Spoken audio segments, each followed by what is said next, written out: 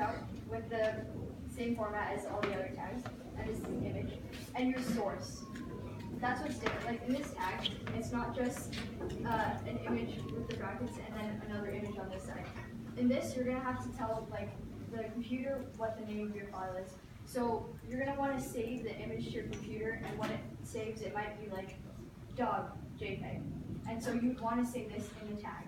And then you just want to give a description of what's on the file. So if it's a picture of your dog, you're gonna say my dog. Okay, wait. Do you have to put the description? What? You have to put the description. Yes. Oh. Yeah. So that's just gonna be alt for the description, and then src for the source, or the name of the file.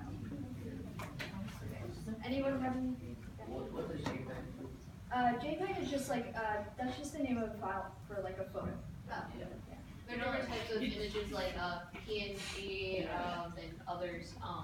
JPEG is a popular one because it's like smaller. That's like a whole other discussion about why some documents are like Word documents versus text documents. But it's just denoting the file type. I don't know if you guys remember when we talked about file types, like the difference between it's HTML at the end versus TXT at the end. But that's just really very specific, because you can have a page about dogs on your website. It's called dog.html.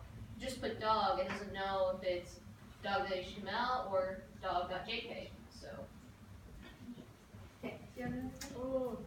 I know about the JPEG and the PNG, but there's a what about the GIFs, the movie pictures?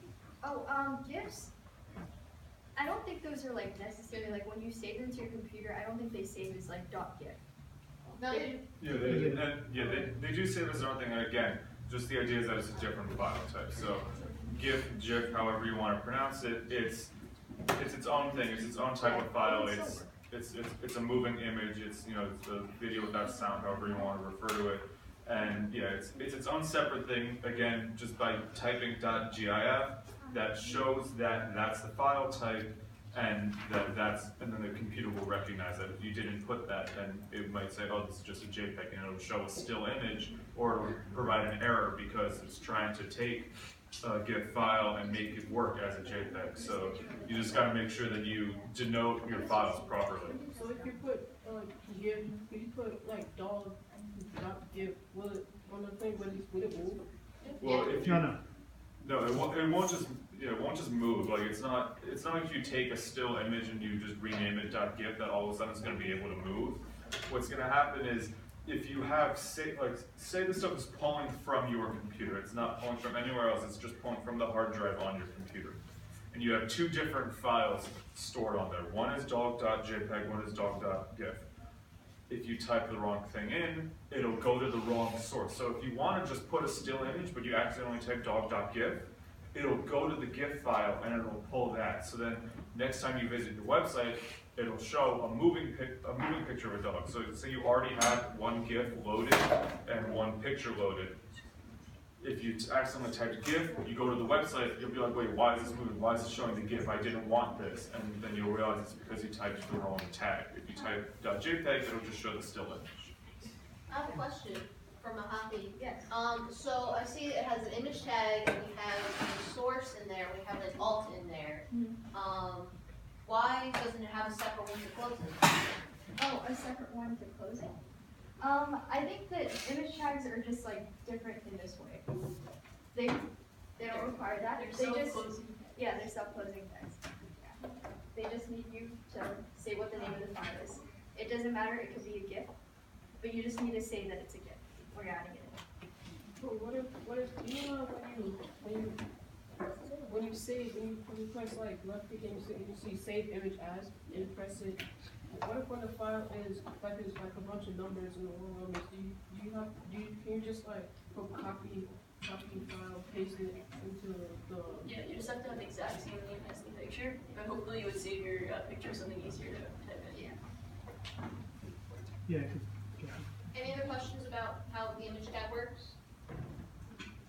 Okay, so you guys want to look at the smart version for a second? So I know all of you know how to look up an image on Google, but as we talked about, because of copyright laws, we can't just pull any image. If you want to pull any image, a really specific image, like let's say you're reviewing a game and you want to pull the game logo, that's where you'll have to do a citation. But if you do want to grab images that you don't want to have to do a citation. There are special images that are online that are part of Creative Commons that you can use without citation. So how you would find those is you go to Google, and you can see, you can search for what you want to put. Let's say I want to put trees, because I'm allergic to tree pollen.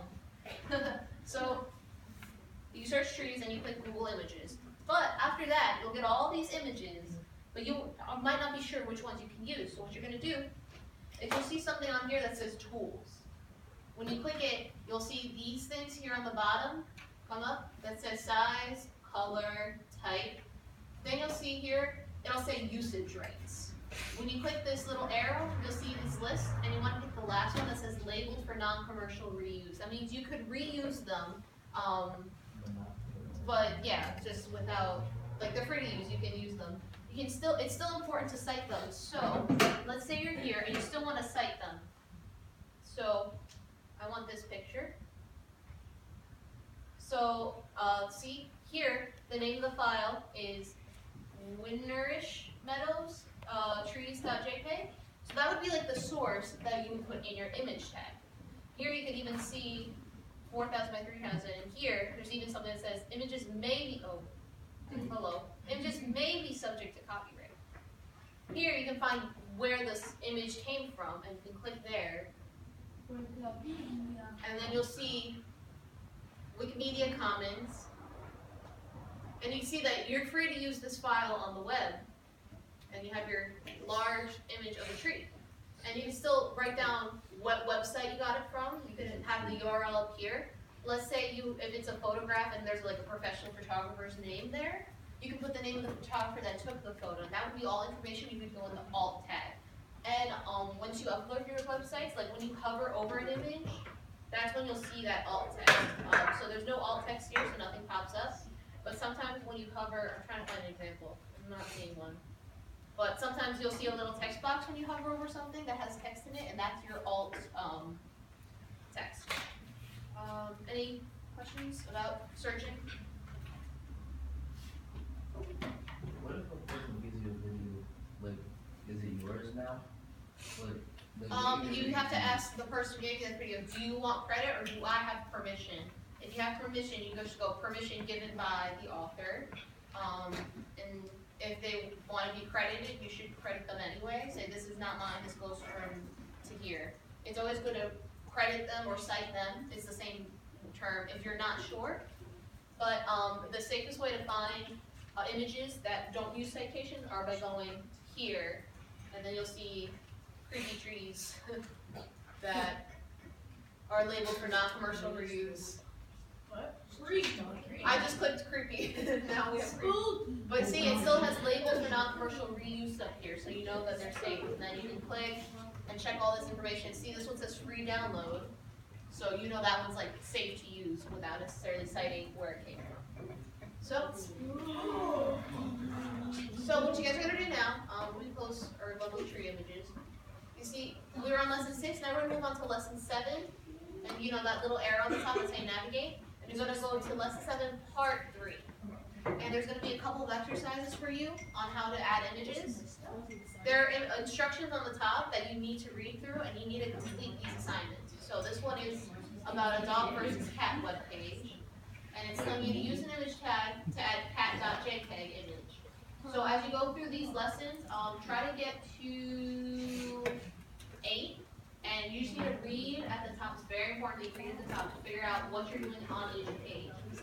And then later on, we'll be able to add to your website the images. So I'm gonna have you guys get started. If you guys can finish in 20 minutes or so, that would be lovely. And you're free to always ask us for help. So. Let's get to it.